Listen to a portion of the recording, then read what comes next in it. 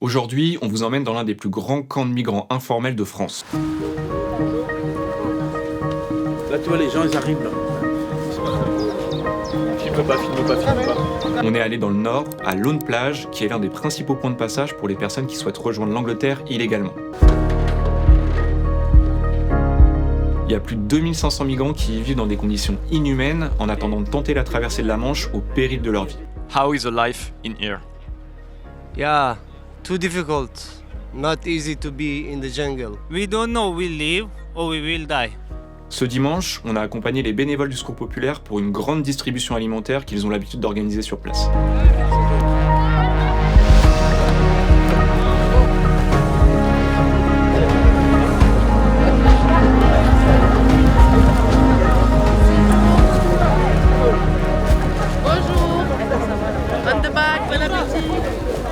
On organise ces distributions aujourd'hui comme chaque semaine. On vient en renfort sur le littoral parce que là où on est situé, on est vraiment au cœur de ce qu'on appelle les camps de migrants. On est là parce qu'ils ont besoin de nous. C'est pour ça qu'on vient dès qu'on peut, dès qu'on a de la marchandise, dès qu'on a des habits, dès qu'il y a des intempéries et qu'il faut ramener des tentes, des bâches. Ce qu'on est en mesure d'offrir, on le donne.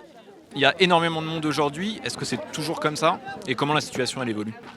Non, c'est pas toujours comme ça. On fluctue en fonction des marées. Donc si la mer est bonne, il y a moins de monde. Des fois, on peut tomber à 400, 500. Mais des nombres comme ça, 1000, 1100, ça augmente. On devrait ralentir et ça augmente parce que les conflits, ils continuent. Et du coup, les origines, les ethnies, les personnes, elles se succèdent. Pour que vous compreniez un petit peu la situation, je vais essayer de vous expliquer rapidement le contexte. En fait, ça fait 30 ans que des personnes utilisent cette route migratoire pour tenter d'entrer au Royaume-Uni, et ça fait 30 ans que le Royaume-Uni tente de les en empêcher. Mais une fois à Zadouvre, tous ont été refoulés. L'Angleterre n'est pas signataire des accords de Schengen, certes, mais les services de l'immigration anglais invoquent plutôt la volonté du gouvernement de contrer une vague d'immigration en provenance des pays de l'Est. Pour ça, le pays a conclu plusieurs traités avec la France, qui lui laissent notamment la charge d'empêcher la traversée des migrants en échange de compensations financières.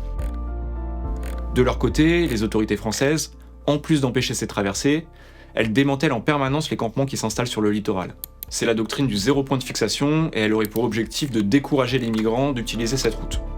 Malgré ça, ils sont toujours aussi nombreux à tenter la traversée et ils prennent toujours plus de risques. L'année dernière, 6000 personnes ont dû être secourues en mer et 29 sont mortes.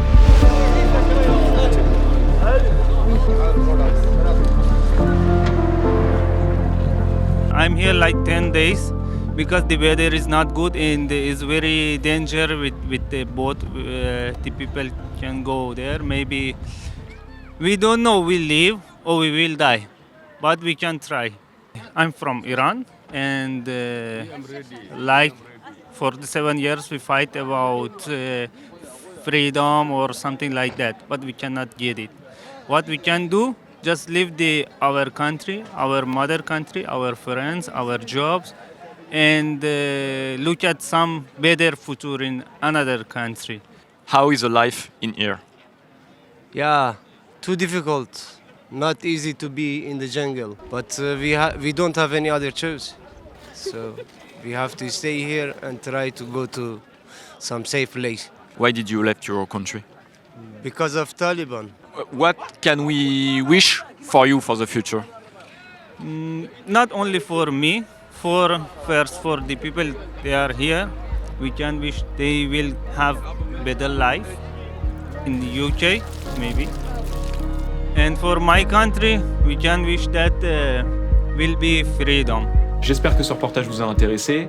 Si vous souhaitez soutenir nos actions d'urgence, mais aussi d'accès aux droits, à la santé, à l'éducation et tout ce qu'on peut faire pour les migrants réfugiés, vous pouvez devenir bénévole ou faire un don. On vous a mis toutes les infos en description ou en bio. Et si vous souhaitez qu'on traite d'autres sujets du Secours populaire qui vous intéressent, dites-le nous en commentaire.